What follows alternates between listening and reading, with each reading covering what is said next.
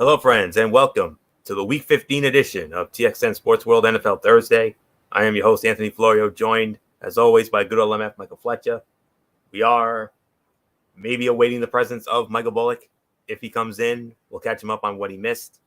If not, then we'll hopefully have him back with us at this time tomorrow night for the Cerebral Smack Talk. We have a game in progress right now, Week 15, Thursday Night Football, going on at this hour over on Amazon Prime Video. And the San Francisco 49ers closing in on the NFC West division title. They lead the Seattle Seahawks 21-6, 4:39 remaining in regulation time. So looking good for San Francisco. And we'll I don't think we need to use time permitting anymore, because I do believe in just a little bit we will once the game goes final, then we will get into our thoughts about it. So there's that. So 21-6 San Francisco, Seattle with the ball now, and I mean they got to wake up, they got to get going here, or else it's going to be all over, and the 49ers will have another division championship for them. So with that, let's get into the remaining games of week number 15. No more bye weeks, full-on weeks here. And we're going to start it off with an NFL Network triple header on Saturday. And it starts Saturday afternoon at 1 p.m. It'll be over on the NFL Network. And it will feature the Indianapolis Colts squaring off against the Minnesota Vikings from US Bank Stadium in Minneapolis.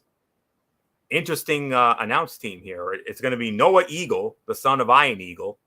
He's going to be working with Nate Burleson, Lindsey Zarniak, and Tom Pelissero. They will be on the call for that one. And Minnesota opening up as a 4-point favorite, but Indianapolis leads the all-time series 17-7 with a tie, and that one tie was in 1967. They played to a 20-all tie in Minnesota. But the Colts have won 6 straight against Minnesota. Last meeting was 2020 in Indianapolis. Indy won 28-11. Last meeting in Minnesota, 2016. Indy won that one going away, 34-6. The Vikings last beat the Colts overall and at home in 1997. That was a 39-28 win for Minnesota at the old Metrodome. And I want to let you all know that for those of you who may not have the NFL, we got a touchdown. Seattle has scored a touchdown. Geno Smith finding Noah Fant for a touchdown. It's now 21-12. You would have to imagine Seattle is probably going to go for 2 here to make it a 7-point game. So I think that would be the best idea, the best plan. Yeah, I agree with that. And yep, it was Geno Smith finding Noah Fant for the touchdown. So no, they're actually going to go for the extra point here. They're not going for 2, and the extra point is up, and it is good. So it is now 21-13, 3:35 remaining in regulation. So Seattle just needs to stop here. Yeah, that I think, and plus, since it feels like, I'm going to say in the last couple of drives, San Fran hasn't really gotten anything going. A good a 3 and out here would be very huge. Plus, I do believe they got their timeouts as well. So if you're Seattle, maybe this is the time where you stop them here, get a 3 and out, utilize your timeouts right, and then you might be able to get it. Huh? They have 2. Seattle has 2. All right, so yeah, you could use your first 2. If you can get a 3 and out here, maybe you can set it down, get it down to maybe a 2-minute marker, and then, if you get the ball back, 2-minute offense, and you're just gonna have to make sure, utilize the 2-minute offense with perfection. Just move the ball down the field, get a touchdown, 2-point conversion. Now we got a whole new game. Indeed. So we'll keep an eye on it if anything significant happens. So, all right, getting back to Indy and Minnesota. Now, not everybody may have the NFL Network. So for those of you in Indianapolis and Minnesota who don't have it, just like I did last night for when we talked about this game on Wednesday Night Madness, like I always do, I can let you all know where you can find it for the folks in Indy and Minnesota. So for Indianapolis, for those of you who may not have the NFL Network, you can watch this game on WXIN Fox 59, WXIN Fox 59, Indianapolis. And for Minnesota, you can tune in on KSTP ABC Channel 5. That's KSTP ABC 5, Minneapolis. So for Indy and Minnesota viewers, that's where you can find the game for those of you who may not have the NFL Network in that area. So with all that being said, let's dive right on into our first game of the week, which is the Indianapolis Colts and the Minnesota Vikings to kick off week number 15. So, and the first game of that triple header. So here we go. The Minnesota Vikings have fallen a little out of favor with neutral fans after their loss to the Detroit Lions, but they're still fundamentally a good team, and we'll be playing an Indianapolis Colts squad that's basically out of the honeymoon period with their new head coach, Jeff Saturday. The Vikings defense might be struggling, but it's struggling a good deal less than the Colts offense, which cannot get Matt Ryan to make plays on a consistent basis and still can't keep the offensive line all on one page. The Vikings will still have to mind their P's and Q's against Jonathan Taylor in the run game, but without the rest of the offense supporting him, they'll at least be able to stem the tide. On the other side of the ball, the Colts secondary won't be able to keep up with Justin Jefferson and Kirk Cousins, the latter of whom seems to have turned the corner and is playing more consistent ball.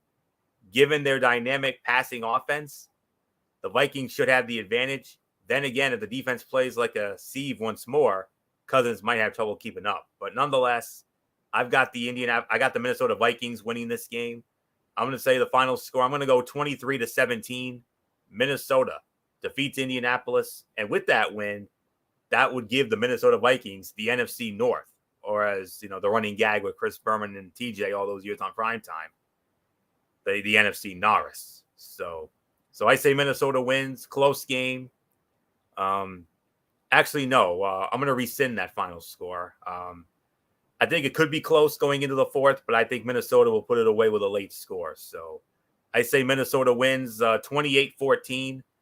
I got Minnesota winning, and Minnesota will win the NFC North. So not much more to say. MF, the first game of the big NFL Network triple header on Saturday, the Indianapolis Colts and the Minnesota Vikings.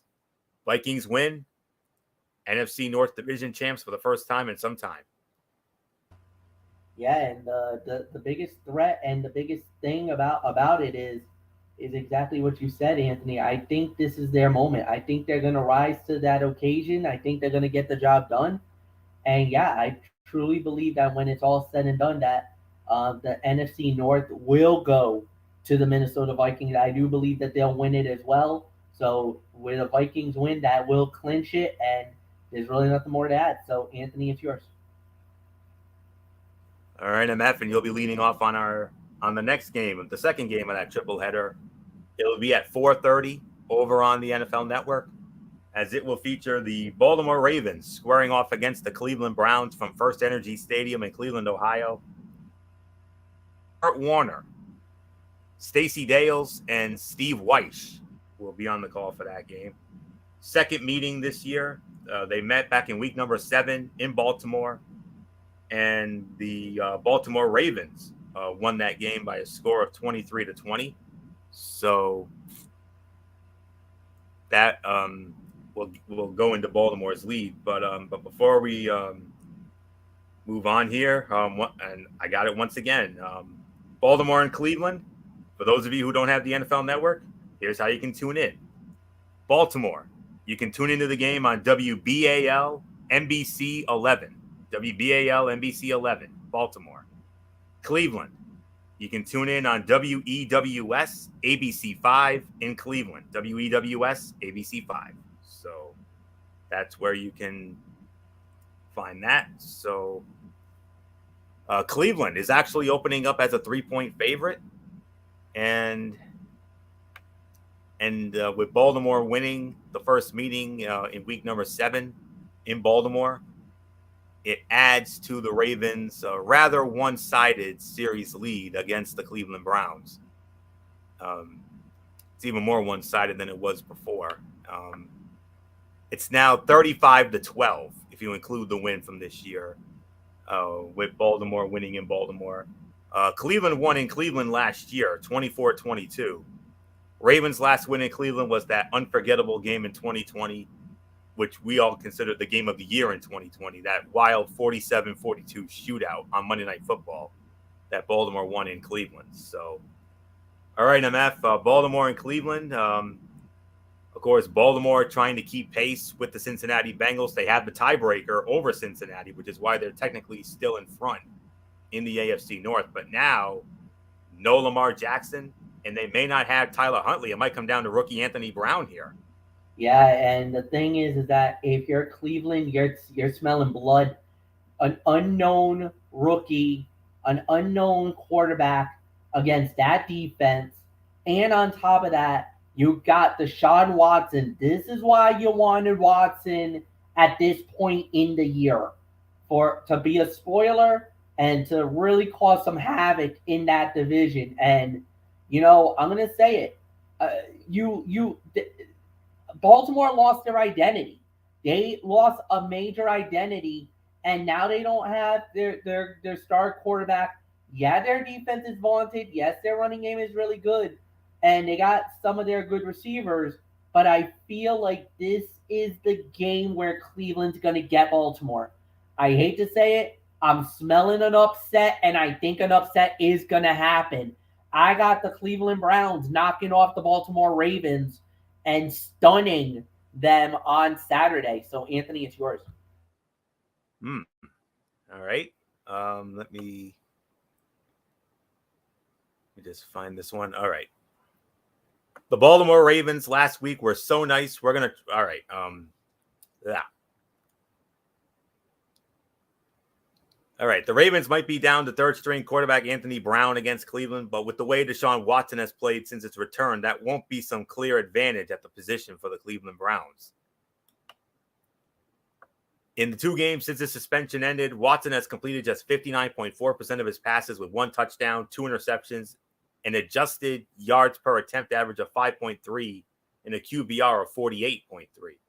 The Browns drop back EPA per play during that stretch, minus 219, ranks 29th, 6. Oh, there it is, San Francisco. There it goes. First down. I think he might go all the way here. Maybe not quite, but I think that has just wrapped up the NFC West for them. We'll get to that in a minute. Browns drop back EPA per play during that stretch. The negative 0.219 ranks 29, 6 spots below the Ravens at minus 0.112, who have been far from full strength. Plus the strength the Browns do have on offense running the ball, the Ravens do better. Baltimore averages 162.5 yards a game. Cleveland averages 149.5 a game. So with that, I don't know why, but I got this feeling about Baltimore because I always think they have a tendency for them to find a way. So, but if Cleveland were to win, I wouldn't at all be surprised. So until I see better from Deshaun Watson, I got to respectfully disagree with MF. 23-22, I say Baltimore defeats Cleveland. So yep. The Niners are in victory formation, so I think just one more kneel down will do it. And there it is. Ladies and gentlemen, the San Francisco 49ers are your NFC Western Division champions. They have just defeated the Seattle Seahawks 21-13. As the Niners win the NFC West, they improve now to 10-4 on the season. The Seahawks drop to 7-7. And with that, let's dive on into the numbers here. For the San Francisco 49ers, Brock Purdy, 17 of 26, 217 yards, 2 touchdowns, no interceptions. Christian McCaffrey, 108 yards rushing on 26 carries, had a touchdown. George Kittle, 4 catches, 93 yards, 2 touchdowns. Defense recorded 3 sacks. Hufanga, Nick Bosa, and Ebukam scored sacks. No interceptions, but those are the numbers for the 49ers. For Seattle, Geno Smith, 31 of 44, 238 yards, a touchdown, no interceptions. Kenneth Walker, 12 carries, only 47 yards. Tyler Lockett, 68 yards receiving. Noah Fant had that receiving touchdown. 5 catches, 32 yards. Only 1 sack for their defense, and that was Jefferson, who had the sack for Seattle. But that's it. So San Francisco now wins the NFC West. The 49ers will go home next week and on Christmas Eve and will host the Washington Commanders, which as of right now, MF, that might end up being our game that day. We don't know. It is the front runner as of right now. So we could be looking, because that game got cross-flexed over to our side. So that could end up being our game, another NFC game for us. That would be interesting. But that's San Francisco. Seattle, oh boy, it doesn't get any easier for them. Now they got to go on the road on Christmas Eve. They got to go on the road. They got to go to Arrowhead. They got to play Kansas City. Oh boy. Oh boy, bad to worse for Seattle. So, but San Francisco, what can you say? I mean, 7 in a row now. And these last few weeks, they've looked especially impressive, starting with MF's Dolphins and then taking down Brady and the Bucks. And then on a short week, going into a very tough environment in Seattle, 12th man, never easy place to win. And they beat an above average Seahawk team tonight. And wow, what a moment. So congratulations to the San Francisco 49ers, NFC West Division champions. I think they're going to finish at worst the 3. There is a chance that they could catch Minnesota for that 2 spot. Let's be realistic. I don't think anybody's going to catch Philly. I think Philly is still the favorite for the 1. But right now, if I was Minnesota, I'd be worried about that 2 spot, because San Fran can easily overtake them if they keep doing what they're doing. So, but wow. So not much more to say here. So MF, it is official. It is a final. 21-13. San Francisco defeats Seattle. San Francisco 49ers, NFC Western Division champions. And all I can say is Purdy Mania continues to run wild. Wow. Yeah, I gotta say it, man. If you're Brock Purdy right now, you're playing with the house money, and you've done an incredible job, an incredible performance. There's really nothing more to add here. What they've been doing is remarkable. Yes, Jimmy Garoppolo went down with the injury. A lot of people were afraid that, is this going to hurt the Niners' chances for the Super Bowl? And no, look, Kyle Shanahan knows what he's doing. He knows what to do at the right moments at the right time. This is why a lot of people considers him the quarterback whisperer. I mean, he's done it. He tried to do it with Trey Lance. It didn't work. It didn't work out at the beginning, and then the injury happened. He went back to Jimmy Garoppolo, and they started playing like the old Niners. He started playing like the Niners that we remember. That was in Super Bowl 54. And now here they are, and they are looking like one of the top 3 teams in the NFC that, in that NFC playoff picture, you're probably not going to want to see them in the postseason. The teams right now that you probably don't want to see is Philly, San Fran, and if Dallas gets their act together offensively, the Cowboys. Because I think the Cowboys are definitely within the mix that could make a run at the Super Bowl. And I know what a lot of people are saying, especially like Stephen A. Smith. He's probably laughing at me saying, Mike, you're out of your mind. There's no way the Cowboys are going to get there. Trust me, there is a path and there is a chance where we could see the Cowboys in the Super Bowl in Glendale. So we'll have to wait and see how it plays out. But yeah, this was a very impressive win. Seattle hung tough, but the Niners were just, they wanted to end it and they did it. They got it. The division is theirs. And then, like you said, now they're looking for that next step, which is, maybe getting the 2 seed, maybe the 1. The 1 might be a little out of reach, but the 2 is definitely within play. So hats off to the 49ers for winning the division. There's really nothing more to say. Anthony, it's yours.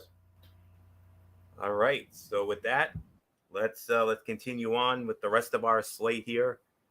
Next up, the third and final game of that Saturday tripleheader, Saturday night on the NFL Network. And by the way, I forgot to mention Indianapolis and Minnesota. That is our number 7 game on our side, and Baltimore and Cleveland was our number 5. But this is the game of the week, the Tony and Mikey special. Here we go. But I just came across this interesting, 2 quick interesting stats from the San Fran Seattle thing here, and this is very interesting. You might want to listen to this. In 3 of the last 4 years, the NFC West division winner has gone on to the Super Bowl, and on top of that, the last 2 times the San Francisco 49ers have won the NFC West, 2019 and then 2012 before that, both of those times the 49ers went to the Super Bowl. So a couple of key stats that we need to think about going forward. So with that, now let's get into our game of the week, as it is the Miami Dolphins, good old MF's Miami Dolphins, squaring off against my Buffalo Bills, Highmark Stadium, Orchard Park, New York, on the NFL Network. Kevin Kugler, Mark Sanchez, Laura Oakman, and Peter Schrager will be on the call for that one. Buffalo opening up as a 7-point favorite. Second meeting between these 2 divisional rivals. We all remember what happened in the first one. Week number 3, in the heat and humidity of Miami, the Miami Dolphins defeated the Buffalo Bills in that game, as we all remember. And one moment, that was a and that was a final score of 21-19 in week number 3. So it added to Miami's all-time series lead against Buffalo, 61-51 now in favor of Miami with a tie. But here's the thing, though. The Buffalo Bills have won the last 5 in a row in Buffalo. The Miami Dolphins have not beaten the Buffalo Bills in Buffalo since 2016. That's the last time Miami stole one in Buffalo. A wild 34-31 overtime game. But Buffalo's won the last 5 meetings, including last year. Ugly game, but that was a 26-11 final for Buffalo. So, and for the people of Miami and Buffalo who want to tune in to see this, if for those of you who in those areas who may not have NFL Network, here's where you can tune in. Miami, you can watch this game on WFOR CBS 4. That's WFOR CBS 4, Miami. Buffalo, Bills Mafia. For those of you who may not have the NFL Network, you can tune in on WKBW ABC 7. Once again, WKBW ABC 7 in Buffalo. So with that, let's get into our game of the week. Huge implications here. I hate to say it, and MF, I'm sorry to say this, but these are the bad times for the Miami Dolphins. They've lost 5 games this year, but the first 3 were understandable. They came with Tua Tagovailoa on the shelf. Their last 2 losses in weeks 13 and 14 have been more or less at full strength. The San Francisco 49ers and the Los Angeles Chargers both shut down Tua and the high-powered Dolphin passing attack by taking away the intermediate and deep middle and daring Tagovailoa to throw to the sidelines. He more or less refused. That has to change. But it might not this week. The Buffalo Bills ranked 7th in defensive passer rating, 81.7, and have allowed a total of 70 points during their current 4-game winning streak. Plus, you cannot overstate the impact of the weather. The forecast calls for 28 degrees and snow at kickoff, which has been kryptonite for the Hawaiian Tagovailoa. Tua, in his 2 late December, early January cold weather road starts, has completed just 55.2% of his attempts with a 5.9 yards per attempt average and a passer rating of 58.8. The Dolphins lost both of those games by a combined 61 points. However, I do think Miami will give Buffalo fits like they did in the first game, because you know they're gonna want, they will, and I know they will. But at the end of the day, I think it will be close going into the fourth quarter. But I say Buffalo puts it away with a late touchdown, and I have the Buffalo Bills winning this game by a final score of 27-17. 27-17. I got the Buffalo Bills defeating the Miami Dolphins and inching. And with this win, Buffalo would clinch a playoff spot. If Buffalo wins, they're in. And if they get and it's not a matter of if, but when they get in, they've got unfinished business. They have unfinished business from those years. And they will be more determined than ever to finish the job. And as a proud Bills fan, all I can say is I pray they do. So, but we'll get into that in the future. But it's going to be a snowy game. It's going to be around 30 degrees at kickoff, and it'll be around 29 degrees at game's end. But it's going to be a cold and snowy night. So 27-17, Buffalo wins. So Buffalo wins. They're in the playoffs. They don't win the division just yet. They'll still have a little more work to do if that happens. But they will at least get a playoff spot with a win. But here we go. Miami and Buffalo on a cold, snowy Saturday night in Buffalo. The Phil Simms to my Jim Nance. Do that thing I like. Hello, friends. Yeah, and this is it. This is the big one, because this will determine everything as it pertains to this division. Because if Miami actually also controls their own destiny here, because right now we currently hold one of the 3 wild card spots, but we cannot afford any more losses. With the way that this schedule is played out and everything else, we literally will need to finish the job and get there. So at the end of the day, it's just, how are they going to do it? What is the road that they're going to get there, and how are they going to receive it? That's going to be the biggest thing more than anything else. But obviously, what's been happening with the Miami Dolphins has been very discouraging. Offensively, they haven't done anything. It seems like now the defenses are starting to figure out how to attack this Dolphin offense. And the great success that we had earlier in the year, we're probably not going to have this time around. So how is Miami going to respond? So they're going to have to change this around, which means they're probably going to have to start looking at maybe doing some offensive attacks, doing some other things in the long way, and playing that kind of a style. They're probably going to need to go there. Then defensively, they're just going to have to figure it out. JA-17 and the Buffalo Bills. The one thing that Miami was able to do in that first matchup was they were able to get the offense. They were able to get and neutralize the Buffalo Bills. That's exactly what they're going to have to do again. And this time, it is cold. It is going to be snowy. They're talking about maybe 7 inches. So at the end of the day, Miami is going to have to look at a different type of strategy, a different type of situation, and they're really going to have to figure out how they're going to play this. So can they do it? We'll see.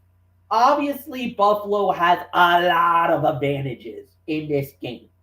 Offensively, they're ready. They're looking better than ever. They are poised for the Super Bowl run. If Miami wins the game, it puts a major target on Buffalo, because now Miami would be 1 game back with 3 to play. But with the head to head, all Miami would just need to do is tie Buffalo at the end with the record, and the Miami Dolphins are the AFC Eastern Division champions. I know that's a tall order because if you know Miami's schedule, it's Green. They got the Jets, they got Green Bay, they got New England, and New England is at Gillette. Cold weather, just like Buffalo, not the most easiest place to play. But they have had a lot of success lately in Gillette. They've been winning those games lately. So maybe this might be what we needed. So this will be the do or die moment from the Miami Dolphins. I do believe Buffalo should win the game. I'm not going to say that they will, but they should win this. They should be able to neutralize offensively. Defensively, I think they provided a blueprint for how to attack the defense of Miami because you saw what happened to Justin Herbert. Herbert had a great game.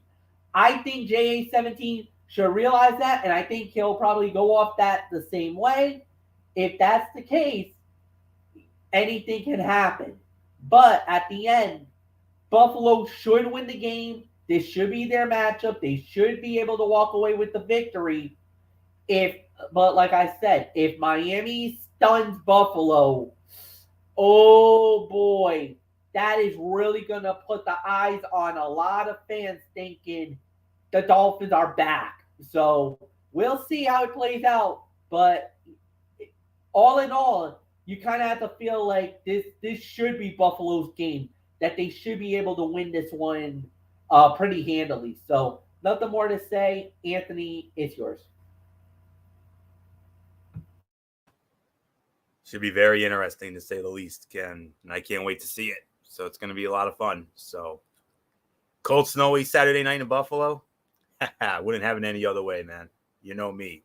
Hey, you had the heat and humidity there in week number 3, but the weather now plays exactly as I figured it would.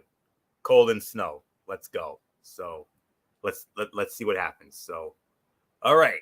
So with that, let's move on to the Sunday slate of games, and we move on to the first part of that Sunday, the Sunday action, which is our number 6 game of the week on our side of the ledger. Coming in at number 6, it is the Pittsburgh Steelers squaring off against the Carolina Panthers, Bank of America Stadium in Charlotte. The legendary Greg Gumbel, Adam Archuleta, and AJ Ross will have the call of that one. And Carolina opening up as a 3-point favorite. Pittsburgh, however, leads the all-time series 6-1. Carolina won the very first meeting in 96, but every meeting they've had since, it's been all Pittsburgh, including a 52-21 beatdown by Pittsburgh in their last meeting in 2018. Pittsburgh won the last meeting in Charlotte. That was in 2014. Pittsburgh won that one going away, 37-19. Carolina's only win against Pittsburgh came, like I said, in their very first meeting, 1996, 18-14 in Charlotte. And that's the year they went to the Super Bowl. Well, they almost went to the Super Bowl, rather. They went to the NFC Championship, only to lose to Green Bay, who went on to win the Super Bowl. So, all right. So, MF, Pittsburgh, Carolina, our number 6 game of the week. We're not sure about Kenny Pickett. Not sure if he's going to be going, if it's going to be Mitchell Trubisky. But there's a team that's we got another team flying under the radar in the NFC. Don't look now, but here comes Carolina, especially after what they did in Seattle last week. Watch out for Carolina. This team could actually make a run, and considering how bland the South is, they could actually win it. Yeah, definitely. No doubt about it. And you even admitted it. You said it. The NFC South has been blah, blah, blah, blah. In the more words of, what's that movie? Is it Frankenweenie, or is it the or is it? I know it's like a vampire movie for. Or our special, or one of our new favorites, Hoofa. Yeah. So yeah. So it definitely seems like it's gonna be one of those kind of games and everything else. But I'm with you here. I kind of feel like this is their moment, and I think that it's gonna lead to a major victory. So yes, I do believe that it will lead to the big moment, and I kind of feel like this is it for them. So I really got nothing more to say. I kind of feel like Carolina's gonna win it.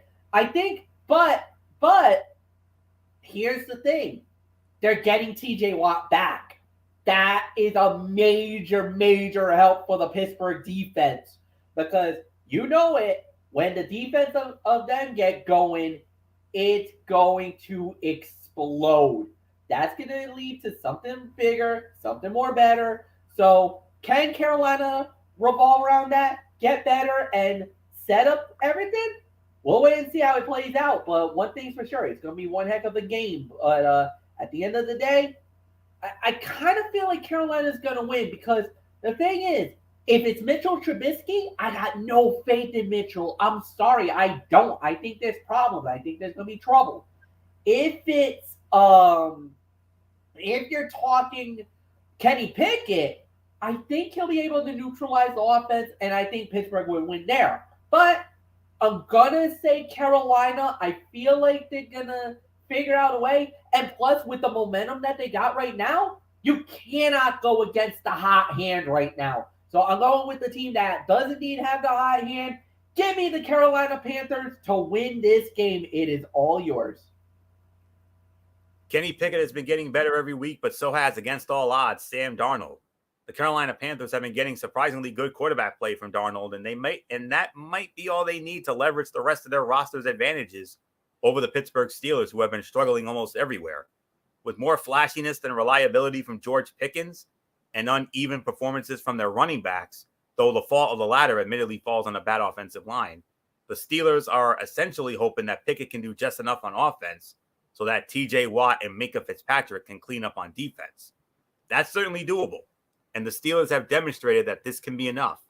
But the developing offense in Carolina and the return to form of their defense will make that a very tough ask this week. So I'm going with Carolina to win as well. My final score, 23-16. Carolina defeats Pittsburgh. So not much more. Let's get into our next matchup,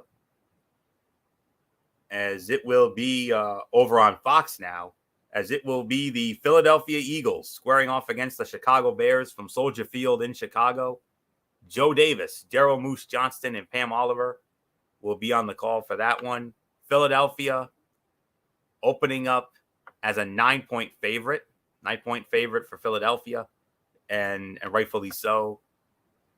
Series history favors the Chicago Bears 28-13 with a tie. The tie was their very first meeting all the way back in 1933. They played to a 3-3 tie in Philly. But the Eagles, including playoffs, the Eagles have now won 5 consecutive meetings with the Chicago Bears. Last meeting was 2019 in Philadelphia. Philly won 22-14. Chicago last beat Philadelphia overall and in Philadelphia in 2011. That was a 30-24 final for the Chicago Bears. So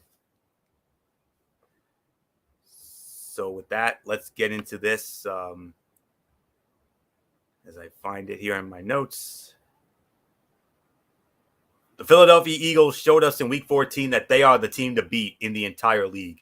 They can beat you with an aerial attack or run it 40 times at a level no other NFL team can match.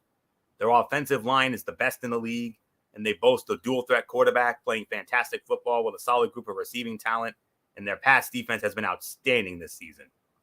But the Chicago Bears can exploit the one weakness Philadelphia has, its run defense. The Bears' rushing efficiency ranks third in EPA, and they have arguably the most dangerous ground weapon in the NFL in Justin Fields, who holds by far the highest rushing EPA among any player with 50 carries. However, the Bears didn't seem keen on running their injured quarterback against the Green Bay Packers, so we may not see much more electricity from Fields on the ground until 2023. But nonetheless, I got the Philadelphia Eagles winning this game. I got them doing so comfortably. I'm going to say 33-17, Philadelphia over Chicago keeps their winning ways going. And as they inch closer to that number one seed and having the road the road to Super Bowl 57 in the NFC going through Lincoln Financial Field in Philadelphia. So, wow. Not much more to say. 33-17, Philly wins. So, MF, Philly and Chicago. Philly looking to keep their winning ways going. They are the team to beat right now. I'm sure it stays that way at least another week. Oh yeah, without a doubt, they're the number one team in all of the NFL. They're the number one team. They are the Super Bowl favorite right now. I don't care what anybody says. It doesn't matter who you are. It doesn't matter what division you're in. It doesn't matter if it's AFC, NFC, whatever. The team right now that's going to end up walking out with the Lombardi is the Philadelphia Eagles, and there's no other team that comes even close. I'm sorry. They match up better than Buffalo. They match up better against Philadelphia, against Kansas City. Any team in the AFC, I don't think they're gonna. I don't think they got the horsepower to stop Philly. Offensively, they're an absolute wagon.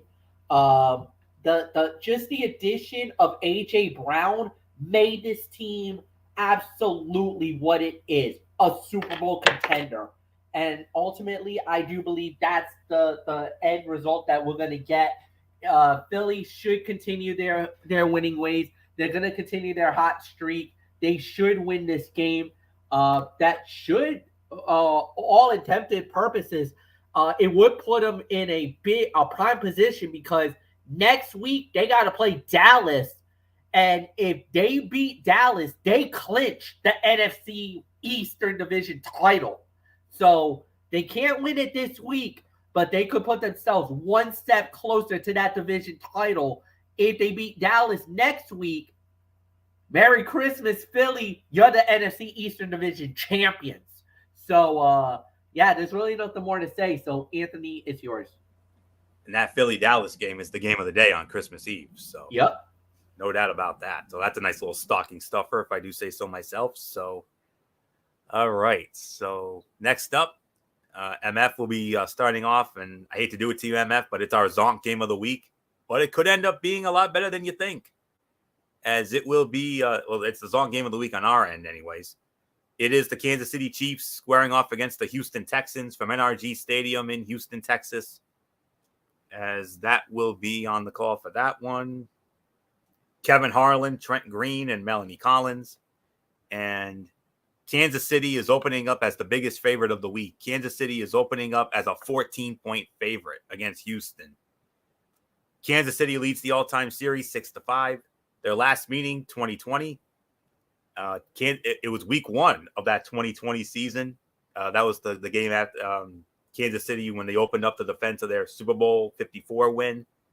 They defeated Houston in that game at Arrowhead 34-20. Last meeting in Houston was in 2017. Kansas City won that one in a wild game, 42-34. Houston last beat Kansas City at home in 2016. That was a 19-12 final. And so there isn't much more to say. MF, Kansas City and Houston. I mean, both of these teams, surprising performances last week. Both of them, literally. I mean, Kansas City jumped out to a big lead against Denver, but then once that lead started getting bigger, their heads started to get big, and they took their foot off the gas, and Denver nearly surprised them and stole one. Yeah. But Kansas City did right the ship, and they got out of Denver, barely got out of Denver with a win. But Houston, I mean, they had Dallas dead to rights. Dallas dead to rights. But somehow they like Kansas City, they took their foot off the gas, and that's why Dallas was able to come back and win. So it may be the Zonk game of the week, but this could end up being, if last week was any indication, this could end up being better than it has any right to be. Well, like we always say, anything can happen on any given Sunday, man. That's why you never, ever, ever underestimate a team. You don't disrespect a team. You don't kind of think that, oh, it's easy, that this is going to be an easy outcome. No, you got to be focused on the job at hand. You got to play the game, and you got to play for the full 60 minutes. And this is why. And even a lot of my own family has always said, um, you know, that it's not over till it's over. So you cannot underestimate anything. One thing that, and I know family wise, I know they never like for me to mention them by name or anything else when it comes to anything on social media or anything like this or like these type of platforms. But I'm gonna do it anyway. My dad has always said there's only two things you need to know: 4 and 0. It's the fourth quarter of the game, and there's no time left on that clock. That's when you can celebrate. That's when you can start doing whatever you want. Because until that point is over, you gotta focus on the job at hand. And that's exactly what both teams did. Kansas City jumped out early and thought that they were going to coast. But the problem is, you cannot coast in this league. And uh, as far as what um, Houston did, that could have explained that maybe they threw everything but the kitchen sink at the Cowboys early, and then didn't have enough in the tank at the end. You fire your bullets early in the fight. You go and jump at this massive lead, but you don't have any answers. And when you got a freight train like Dallas coming through, you got to hold on for dear life. And unfortunately, the levee broke for Houston, and the floodgates open, and Dallas dropped the hammer on them. So to get that big win. So at the end of the day, yeah, you can say whatever you want to say. Great performance, great battle. Kansas City knows what's at stake here because right now you're chasing Buffalo for the number one spot. You want the AFC playoffs to run through Kansas City. You don't want to go to Buffalo. You wanted to run through KC. So obviously Kansas City has something to fight for here. Houston, unfortunately, is out. They're already officially eliminated from playoff contention. But Kansas City, you're going to win the division. The division, if it hasn't been locked up, you probably could lock it up this weekend. Then on top of that, you're still fighting with Buffalo for the number one spot in the AFC. So you have to win because if Buffalo wins, you have to win this game. So Kansas City will win it. Anthony, it's yours. Kansas City has to finish ahead of Buffalo. They cannot have a tie. They can't because Buffalo has the tiebreaker. Let's not forget that. So that's the only way. So as long as Buffalo keeps winning, Kansas City, pressure stays on them. So very exciting to think about. But let's get into this now. As far as Kansas City and Houston is concerned, got it. Had the Dallas Cowboys covered last week, we might have been able to see the Kansas City Chiefs enter this game with the biggest spread of the season. But the Houston Texans' somewhat innovative approach of using two quarterbacks and supplementing that with another great Dameon Pierce performance ensured that the Chiefs wouldn't be 3-score favorites. Nevertheless, it remains the case that one team has Patrick Mahomes and the other doesn't. The Texans are getting great moments out of their rookie class and might see the return of cornerback Derek Stingley, though he has yet to return to practice. But players like Jalen Petrie, Stingley, and Pierce, though talented, aren't consistent quite yet. On the other hand, the Chiefs' only inconsistency is which receiver or running back is going to go off that week. The Chiefs pose a bad matchup for almost any team in the NFL, and they present a particularly bad matchup for the Texans, whose offensive line struggles along the interior and whose corners cannot keep up with Kansas City's receivers. On top of that, Travis Kelce brings his own set of problems that will be impossible to solve. So Kansas City wins this game, and I'm going to go with that same score I had with Philly and Chicago. I'll say 33-17. Kansas City defeats Houston. So not much more there.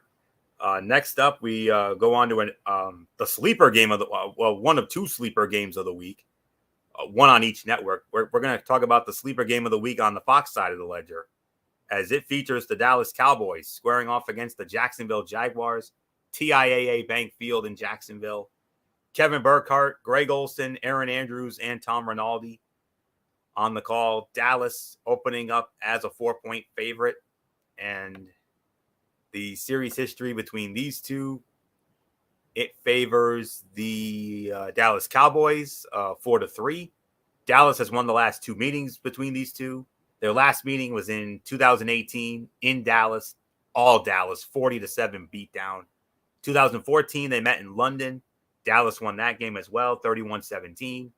Last meeting in Jacksonville was in 2006, and Jacksonville actually won that game 24-17. And believe it or not, this is only the second time they've met in Jacksonville. Every time these two teams met, it was either, well, all the games almost were in Dallas, and then you had the London game. And this is only the second time they're meeting in Jacksonville. The only other time they met in Jacksonville, like I said, was 2006, and Jacksonville won that game 24-17. So I think that was week one that year. I think that was opening day in 2006, if I recall. So, all right. So let's get into this sleeper matchup with Dallas and Jacksonville. The Dallas Cowboys' hot streaks and Dak Prescott's return is feeling a bit fraudulent heading into this week. They've played just one good quarter in their last 8. A clean win against a surging Jacksonville Jaguar team could be exactly what the doctor ordered. The Cowboys' passing attack has always put a lot on Dak Prescott's plate. That has continued in 2022. However, the addition of T.Y. Hilton could help because Dallas lacks speed on the outside to threaten safeties vertically. Meanwhile, Trevor Lawrence is starting to play at a high level with consistency, the one thing he lacked previously. He's been nearly flawless over the last 6 weeks, avoiding interceptions in each of his last 5. He'll need to continue his high level of play if he wants to keep that part of his ledger clean against an aggressive Cowboy defense. So this is going to be a closer game than you think. It's going to be a high-scoring game, but I just got to go with Dallas right now. Look for a lot of points, but I believe Dallas is the better team, and I think Dallas will steal it here. I'm going to say 34-28. Dallas holds off a game Jacksonville team. So not much more to say here. MF, sleeper game of the week over on the Fox side. Very interesting matchup here. Dallas and Jacksonville. Dallas escaped by the skin of their teeth against Houston. But Jacksonville, signature win, winning in Nashville against the Titans for the first time since 2013, and they did so in grand style. Yeah, they did so in grand style, and it was very impressive what they did. But now you're coming to the points where you kind of have to feel like this is all about this. I feel like Dallas is going to win this game. I think that with everything that's been going on lately and everything else, I feel like the Cowboys are going to win it. So yeah, give me the Dallas Cowboys to win it. I really got nothing more to say. Anthony, back to you. All right, MF, and you'll be leading off on our next matchup here. Our second to last early game, and this one will be over on Fox as it will feature the Atlanta Falcons squaring off against the New Orleans Saints from the Caesars Superdome in New Orleans. And second meeting, these two teams met on opening day in Atlanta, and New Orleans won that game 27-26. So we'll get to the series history in a moment. On the call for Fox will be Adam Amin, Mark Schlereth, and Christina Pink. They will have it, and the spread favors the New Orleans Saints. New Orleans opening up as a 4-point favorite.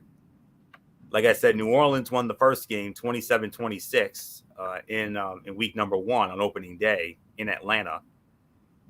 And with that, the series is tied. It's now 53-53. So whoever wins this game will take over the series history regular season-wise. Let's see. This game's in New Orleans. Atlanta won in New Orleans last year, 27-25. Last beat Atlanta at home in the year before, 2020. That was a 24-9 final. So MF, Atlanta and New Orleans. And this game, considering, like we said, how hoofa the NFC South is, this could end up being this could end up having some implications here. Yeah, it could. At the end, the division could definitely come into play, and we'll see how it plays out. I know Atlanta is not going to have Marcus Mariota. I don't believe he is playing. That actually is a major help for New Orleans. I believe the Saints are going to win this one now, offensively. So I don't think there's really nothing more to say here. So for me, I kind of feel like it's gonna be that. So yeah, no, I got New Orleans to win the game. Anthony, I give it back to you, my friend. Yeah. Okay.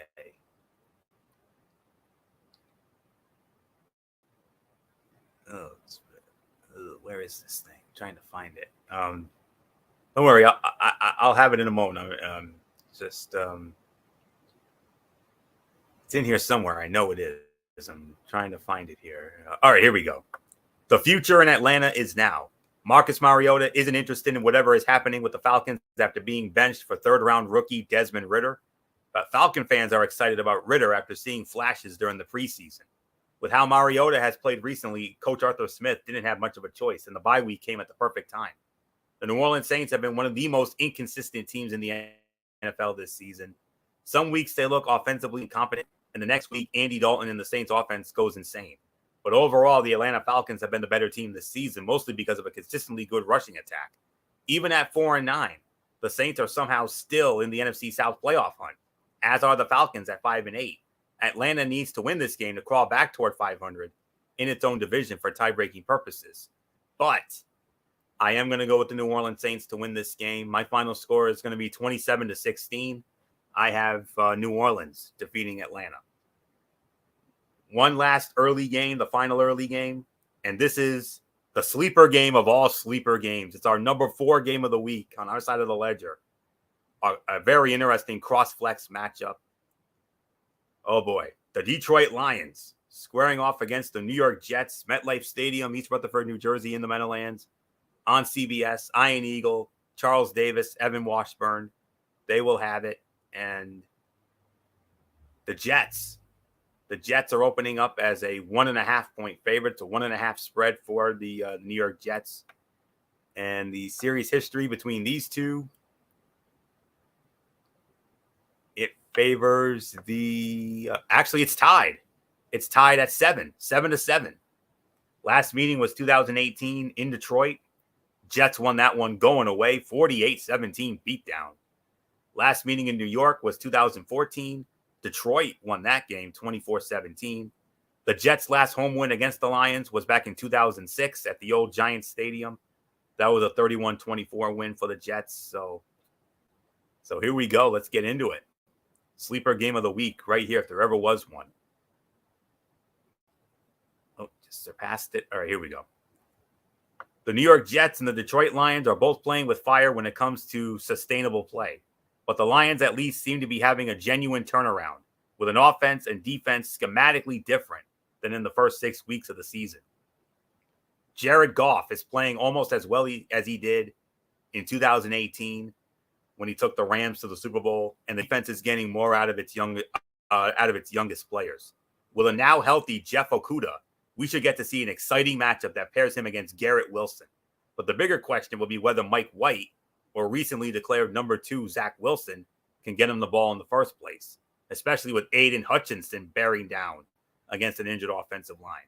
Still, the Lions will decide the contest more with their own offense's approach to the Jets' incredible defense. It will be strength on strength as Sauce Gardner matches up well with all of the Lions' receiving weapons, even with Jameson Williams completely involved with the offense. The deep and effective pass rush, even without Quinnen Williams, will be up against a high-level offensive line, and DJ Reed will have his hands full with whichever receiver Gardner doesn't lock down. This is going to be a very fun game. It's going to be, I can't wait to see it. But I got to go with the Detroit Lions. I think they're the hot hand right now. I think they're the hotter hand right now. So I'm believing in this team right now. So I'm going with the Detroit Lions, 25-20. The Detroit Lions. Actually, make that 27-20. But either way, I got the Detroit Lions winning the game. 27-20. I got Detroit stealing one in MetLife. However, I would not at all be surprised if the Jets were to somehow win it. But I just got to go with Detroit. There's just something about this team that I'm really liking right now. So Not much more to say. MF, when we did our schedule release show in May and we saw this game on this schedule, we were thinking, this has zonk Zonk potential. game This of the has week. Yeah. maybe maybe a potential zonk game of the year. Yeah. Nope. We got No. it's our number 4 game of the week. And if there was ever if there was and like Jesse said at WrestleMania 5 with the Purple and Blue Blazer, I literally have to call this the sleeper matchup right here. Yeah.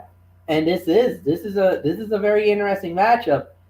Go out of your way to watch the Pat McAfee show because they had DCMC Dan Campbell on the show, and dude, this was an enjoyable 20-minute interview that Pat McAfee and AJ Hawk did with Dan Campbell.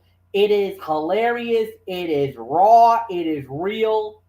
This is what they were hoping for all year long. Not the start that they were hoping for, but the moment, the run, the momentum, everything else. You know what? The running gag, even on the Pat McAfee show, was same old Lions. That they couldn't win those games, that they were blowing leads, everything else, that they just stink. Now these Lions out here are playing not only for their identity, but realistically, they are not out of the NFC playoff picture. They are actually fighting for their lives to get in here. And if they keep winning, if they win out, there's a chance that Detroit makes the postseason. And by all means, with the way that they're this hot, this good, they might be one of those teams you might not want to see in the playoffs. Now, I'm not talking about that they're going to make a Super Bowl run. No, no, no, no, no, no. But if you're an upper tier seed and you got to play the Lions, you might be in for a fight. You might be in for some trouble. And if you're a team in the NFC South and you got to play these Lions, I'm going to go and say it. I think that NFC South Division champion would be on upset alert. I would have the Lions pulling the upset on that team, whoever that team is. Just saying, just throwing it there. So we're going to have to wait and see how this plays out. I got the Lions winning the game as well, even though I think it's going to be just as close as the Jets. But if Mike White is not at 100%, and it doesn't look like he is, they might have to revert back to Zach Wilson for the start. If that happens, I don't believe the Jets are going to rally around them like they did with Mike White, and I think the Jets are going to get exposed, and that's going to be a bad, bad, bad game. I think that the Lions are going to continue what they've been doing. This streak is going to continue. I got the Lions winning, Anthony, and I think they're going to win it pretty comfortably. So there's really nothing more to say. Florio, it's yours. Agreed. All right, that concludes the early games. Now let's get into the late games. We have 4, 2 on each network, 2 at 4:05 on Fox, and 2 at 4:25 on CBS. And 3 of these 4 games, all exciting games that in one way or another would have some sort of playoff implications. But there is one game that does not, and thankfully the order lets us get to that dud game first. This is most definitely the zonk game of the week on the Fox side of things, as it is the Arizona Cardinals squaring off against the Denver Broncos from Empower Field at Mile High in Denver. Chris Myers, Robert Smith, and Jen Hale will have the call, and the spread favors Denver. Denver opening up as a 3-point favorite. One-sided affair. Denver leads this series all time 9-1 with a tie. And that one tie was in their very first meeting, 1973. They played to a 17-all tie when they were the St. Louis Cardinals. Last meeting was 2018 in Arizona. Denver won going away 45-10. I should say that was in Arizona. I beg your pardon. 2018 was their last meeting. That was in Arizona. Denver won going away 45-10. Last meeting in Denver, 2014, Denver also won that one going away 41-20. The Cardinals have only beaten the Broncos once, and that was back in 2010, 43-13 beatdown in Arizona. So that's the only time Arizona's ever beaten Denver. So there isn't much more to say. MF, the Zonk game of the week on Fox, Arizona and Denver. Denver hung with Kansas City. In Arizona, they hung with New England a little bit. That was until Kyler Murray. He's done. And now it's Colt McCoy's game now. And this is where I believe Denver wins. You saw what happened. You saw what happened. You saw how the life went out of Arizona. I just don't see it. I don't see how they bounce back. I don't see how they can do any better here. I hate to say it, but I think Cliff Kingsbury's job might be on the line. I think his job is literally on the line right now. I think it's going to be Denver winning. Even though I don't believe Denver has a really spectacular team neither. So you could even make an argument that this could be the Zonk game that this is the Zonk game of the week, and I think you did refer it as a Zonk game, Anthony. This is it. There's nothing more. Denver wins. It's going to be an ugly win. It's not going to be the most pleasant game to watch, and I feel sorry for the fans in Denver and Arizona that's going to have to sit through this. And whatever part of the country that's going to have to sit through this part. So good luck, guys. See you on the other side. That's all I can say about that one. Floyd, it's yours. Heading into the season, a Week 15 game between the Arizona Cardinals and Denver Broncos may have been viewed as a matchup between two playoff contenders. Instead, it's turned into the all-disappointment bowl. The 4-9 Cardinals are tied for last in the NFC West and just lost quarterback Kyler Murray to a torn ACL on Monday night. Murray's injury puts a wrap on a lackluster season in which he finished just 21st in QBR and probably eradicates any possibility that head coach Cliff Kingsbury can save his job over the rest of the season. Things are not going much better in Denver. Russell Wilson has been one of the worst signal callers in the league since the Broncos traded for and extended the 34-year-old. And he may not even play on Sunday after suffering a concussion against Kansas City. Brett Rippon versus Colt McCoy is not what we had in mind for this game, but it is what we're most likely getting. I'm gonna take a chance on Denver. I say Denver wins. I'm gonna say 20-13. Denver gets by Arizona. And now these other three late games all have implications one way or another. Let's start it off with the other 4:05 game on Fox, as it will be the New England Patriots. It's a cross-flex game. The New England Patriots squaring off against the Las Vegas Raiders. Allegiant Stadium in Las Vegas. Excuse me. That'll be featuring on the call Kenny Albert, Jonathan Vilma, and Shannon Spake. Vegas opening up as a 1-point favorite. Series history. We know the history of these two legendary teams. New England leads the all-time series 18-14 with a tie. The one tie was a 43-43 tie in Boston in 1964. New England has won 6 consecutive meetings against the Raiders. The last meeting was 2 years ago in Foxborough. New England won 36-20. 2017, they played in Mexico. New England won that one going away 33-8. The Raiders' last win against New England, you got to go back to 2002. That was a 27-20 win in Oakland on a Sunday night, November the 17th of 2002. I remember that night very vividly. That was also the night of the 2002 Survivor Series in Madison Square Garden, featuring the Elimination Chamber. So I remember that night very vividly. But that's what we have here. So let's get into it. Patriots Raiders, it's in here somewhere. All right. The Las Vegas Raiders winning streak ended at 3 games last week, but their streak of 1-score games was extended to 6. In other words, there's no reason to believe this week will be any different. 10 of the Raiders' first 13 games have been decided by 7 or fewer points. The New England Patriots might have been a bit more boom or bust, with just 5 of their 13 games ending up with a margin of a touchdown or less. But unlike the Raiders, the Patriots have taken care of business against the bad teams. Their strength of victory, 423, is the second lowest among the teams currently in the AFC playoff field.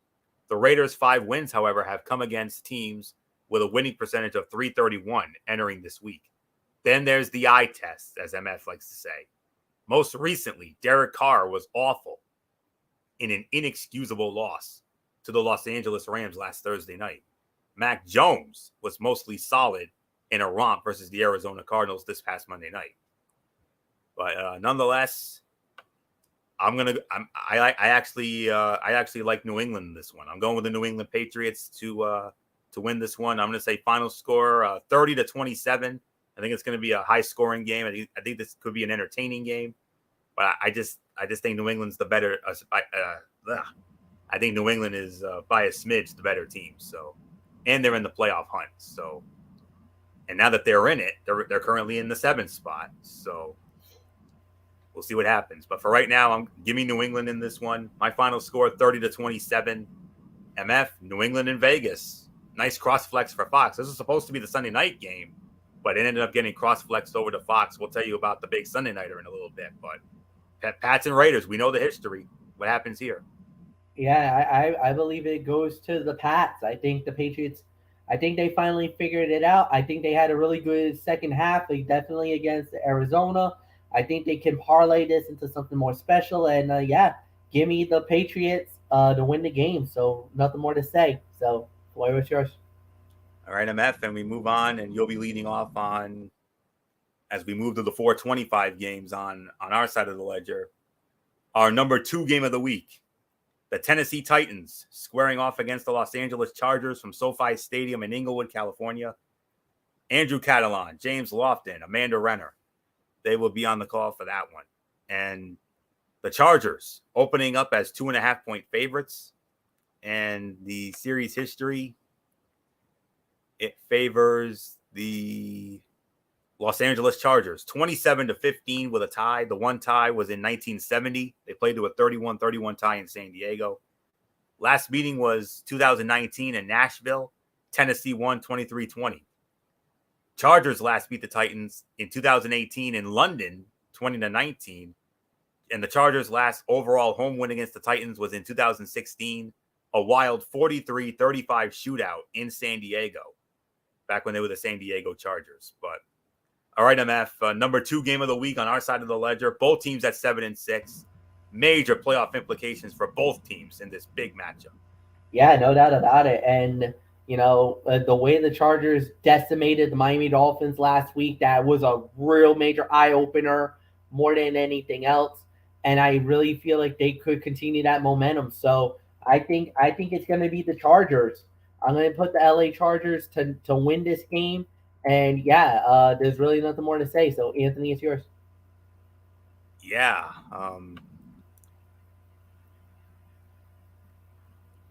Just got to find it once again. All right, here we go. Should be coming up momentarily. All right. The Tennessee Titans would have to get very unlucky to lose the AFC South to the Jacksonville Jaguars at this point, but their 3-game losing streak has exposed every potential problem area on the roster. Tennessee was outscored 91-38 against the Cincinnati Bengals, Philadelphia Eagles, and Jacksonville Jaguars, and allowed each of those opponents to put up at least 370 yards of offense. Given that they're so reliant on Derrick Henry, the Titans will hope to get their rushing attack going against the Los Angeles Chargers, who still have one of the NFL's worst run defenses. Henry posted 101 yards in the first quarter against Jacksonville last Sunday, but was held in check for the rest of the game, while Cincinnati and Philadelphia completely stifled them. With rookie receiver Treylon Burks still in the concussion protocol, Tennessee doesn't have many aerial threats. The Chargers forced themselves back into the playoff picture against the Dolphins last Sunday night, and the return of wideout Mike Williams, who had 6 catches for 116 yards and a touchdown, was especially important for Justin Herbert. With Williams, Keenan Allen, and Joshua Palmer all healthy for the first time in months, expect Los Angeles to feast on Tennessee's dilapidated secondary, which has posted the second worst pass defense, DVOA, in the NFL over the last month.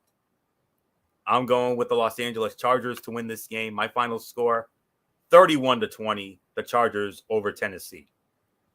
Moving on to the other 425 game, and this is our number 3 game of the week, as it will be the AFC champion Cincinnati Bengals squaring off against the Tampa Bay Buccaneers, Raymond James Stadium in Tampa, Florida. Hello, friends. Jim Nantz, Tony Romo, Tracy Wolfson, they will be in Tampa for this one. And Cincinnati opening up as a 3.5-point favorite. Series history favors the Tampa Bay Buccaneers. Tampa leads the all-time series 7-5. Their last meeting was 2018 in Cincinnati. Cincinnati won that game 37-34. Last meeting in Tampa was 2014. Cincinnati also won that game. Final score was 14-13. The Bucs last beat the Bengals at home in Tampa back in 2006. That was a 14-13 final at Raymond James. So Cincinnati and Tampa Bay, here we go. While the Cincinnati Bengals end-of-season schedule looked incredibly difficult, they're still rolling entering Week 15. Cincinnati is on a 5-game winning streak, the second longest in the NFL behind the San Francisco 49ers, and is proven to be one of the most well-rounded teams in the league. Joe Burrow has forced himself into the MVP conversation, while the Bengals defense has shut down in succession over the last 3 weeks. Get this lineup: Derrick Henry, Patrick Mahomes, and Nick Chubb. Wow. With Lamar Jackson still sidelined for the Baltimore Ravens, each week presents a new opportunity for the Cincinnati Bengals to reclaim the AFC North lead. And because they've already beaten the Chiefs and are yet to play the Buffalo Bills, they still have an outside chance to capture the AFC's number 1 seed. Keywords: outside chance. Meanwhile, the Tampa Bay Buccaneers are fighting for their playoff lives after getting shellacked by San Francisco last Sunday. Had Tom Brady not pulled out 2 miracle wins over the LA Rams in Week 9 and the New Orleans Saints Monday night in Week 13, Tampa Bay wouldn't even be in the postseason picture. The Bucs wrap up the season by playing the Arizona Cardinals, Carolina Panthers, and Atlanta Falcons. So they still have a relatively easy path to the playoffs, but they are not in the same league as the Bengals, even in a home game. I got the Cincinnati Bengals winning this game. It's going to be a close one because Brady's going to find some ways to keep them in it, but I say Cincinnati will ultimately steal it. 27-20, Cincinnati steals one at Raymond James Stadium. So not much more to say. MF, Cincinnati and Tampa Bay are number 3 game of the week. Yeah, very good matchup, very good game, but I gotta go with Cincinnati. They got the hot hand right now, man. They're starting to look like the AFC champions. They're starting to look like the team that we saw about a year ago, and we were thinking this team could actually make it to the Super Bowl. So they're starting to look like that team again. So I'm gonna go with Cincinnati as well. Nothing more to add, and Florio, it's yours. All right, MF. Here we go. Sunday Night Football. Originally, it was scheduled to be the Patriots and the Raiders in this spot, but it's been cross-flexed out. Patriots and Raiders moved to that 405 spot on Fox. And now the new Sunday night game for this week, the New York Giants squaring off against the Washington Commanders from FedEx Field in Landover, Maryland on NBC. Sunday Night Football, Mike Tirico, Chris Collinsworth, Melissa Stark.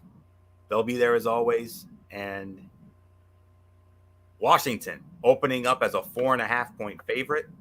And we all remember it. Just 2 short weeks ago, these two teams played to a 20-20 tie in MetLife in the Meadowlands. So with that tie, the Giants, it's still a one-sided affair in favor of the Giants. They now lead the series 104-70. They had 4 ties going in, make it 5.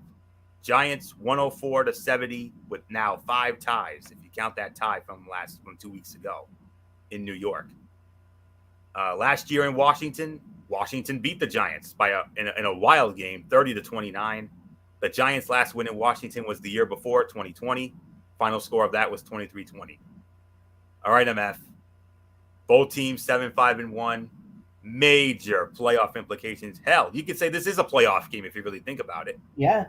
Winner probably stays alive. Loser is probably on their way out. And, I get why everybody's going with Washington. The running attack is a little more better defensively. and everything else. But the thing is, the last time these two teams played, they tied. So what are we going to get this time around?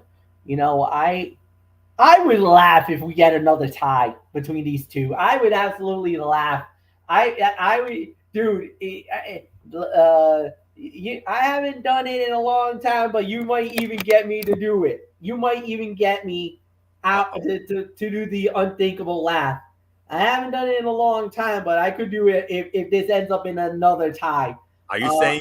Hold on. Are you saying that if we get another tie here, are you going to break out the infamous Michael Fletcher ooping laugh? yes. Oh boy, folks.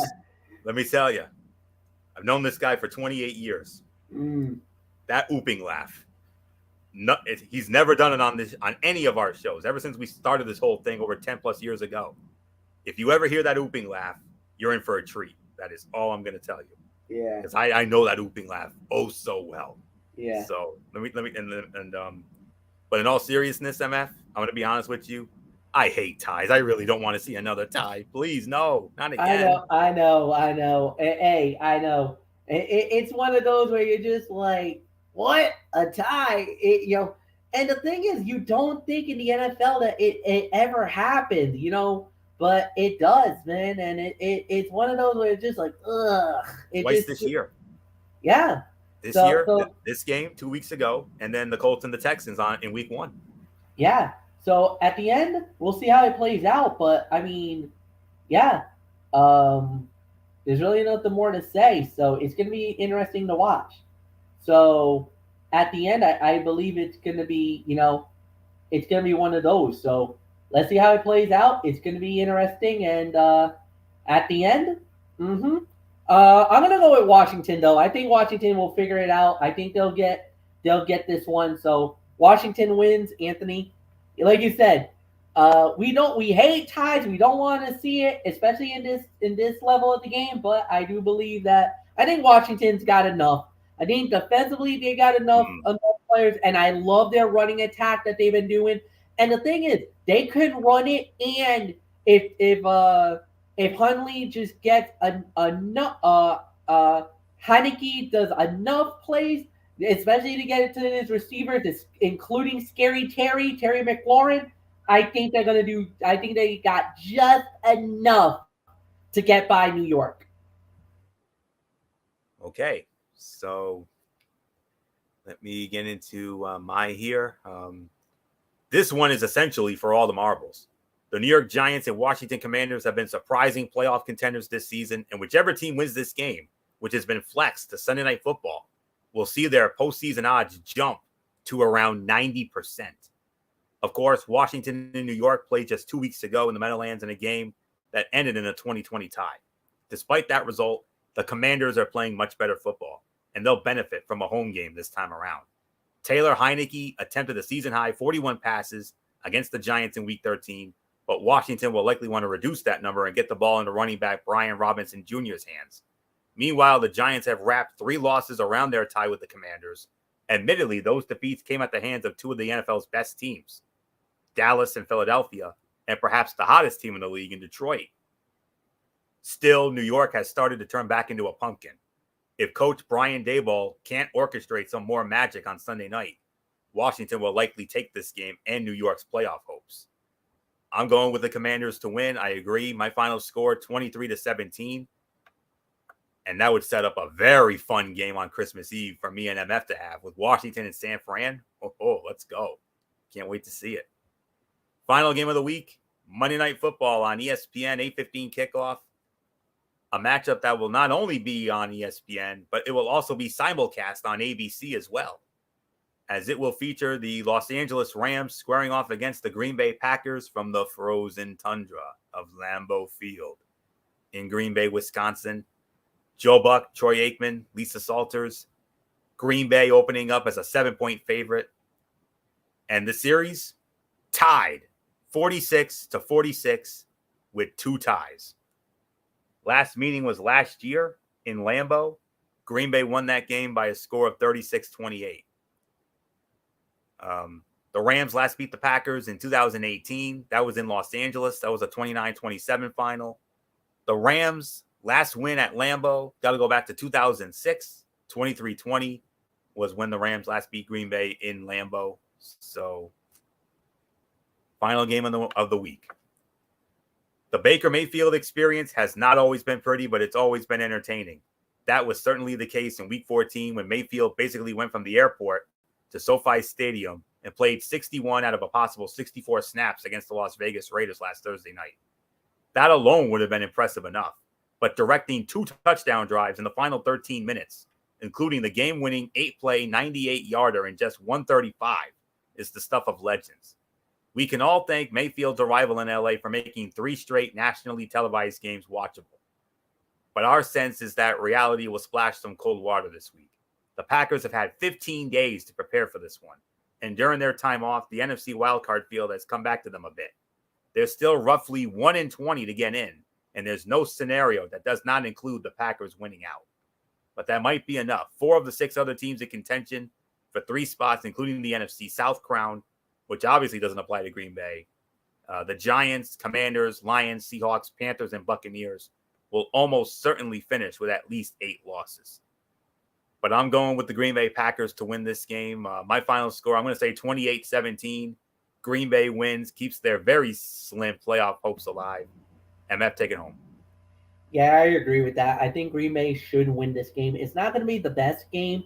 It's not going to be a prolific performance, but like you said, they had almost 2 weeks to prepare. They should be good to go. They should look really good. And I got the Packers winning as well. So, Anthony, close up shop.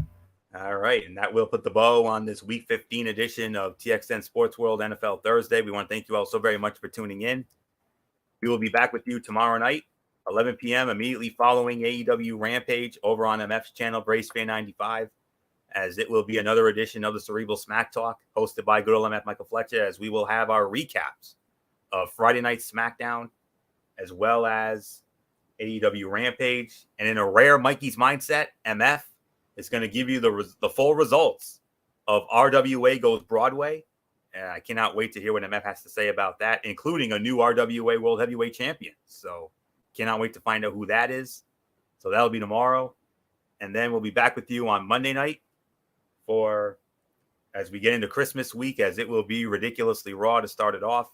Monday Night Raw and my Tony's take on Impact Wrestling and NXT Level Up. And on Impact Wrestling, we had a new champion. We had a title change on this show. History was made, unprecedented crowning. We crowned a new champion, and I will let you know who that new champion is in my Tony's take on Monday night. And then Wednesday night, of course, we have Wednesday Night Madness hosted by good old MF Michael Fletcher, as we will have our reviews of NXT and AEW Dynamite and our preview of Thursday Night Football. The next matchup will feature the Jacksonville Jaguars squaring off against the New York Jets. So we'll get into that on Wednesday. And then next week, Week 16 edition of NFL Thursday. Time permitting, of course, we'll recap the Jaguar-Jet game. Notable games to keep an eye on for next week, as it will be we will have the Atlanta Falcons against the Baltimore Ravens, the Detroit Lions against the Carolina Panthers. I only mentioned the Buffalo Bills and the Chicago Bears because it could be a possible clinching scenario for Buffalo. Maybe we'll see. How about you got the New Orleans Saints against the Cleveland Browns? That could be a sleeper game. Maybe not. I don't know. Seattle Seahawks against the Kansas City Chiefs. New York Giants against the Minnesota Vikings. Good matchup there. Another good one. How about the Cincinnati Bengals against the New England Patriots? What could end up being the Tony and Mikey game next week? The Washington Commanders and the San Francisco 49ers. The game of the week, however, is the Philadelphia Eagles and the Dallas Cowboys from Jerry World. Merry Christmas, stocking stuffer indeed. A Saturday night NFL Network game with the Las Vegas Raiders and the Pittsburgh Steelers. Christmas triple header on Christmas Day. I only mention it because it's the holiday. Green Bay Packers against MF's Miami Dolphins. The Denver Broncos against the LA Rams.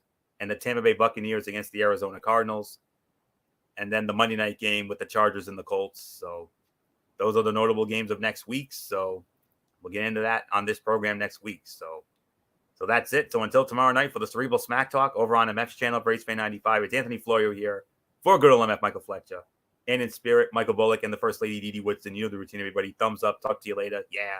Throw it Fortune Forest style. Bye for now, my friends. God bless. Be good to each other. Have a blessed Friday. And until tomorrow night for the Cerebral Smack Talk, keep it watching the Week 15 edition of TXN Sports World NFL Thursday right here on the Tone 25 on YouTube and StreamY.com. For everybody who's been a part of this one, for now, Anthony Florio, so long. Bye, everybody. Bye.